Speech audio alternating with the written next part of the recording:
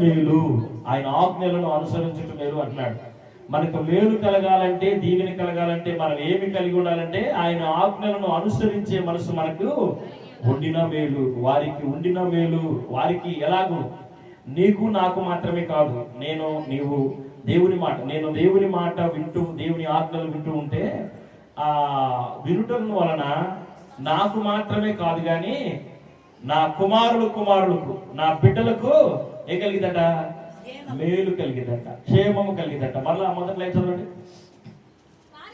వారికిని, బాగా వినండి, వారికిని వారి సంతానమునకును మీకును, వినమ్మా వినే మీ అందరితో మాట్లాడుతున్నాడు, మీకును మీ సంతానమునకును నిత్యమును క్షేమము కలుగునట్లు, నిత్యమును క్షేమము కలుగునట్లు మీరందరూ మనమందరము ఆయన యందు భయభక్తులు కలిగి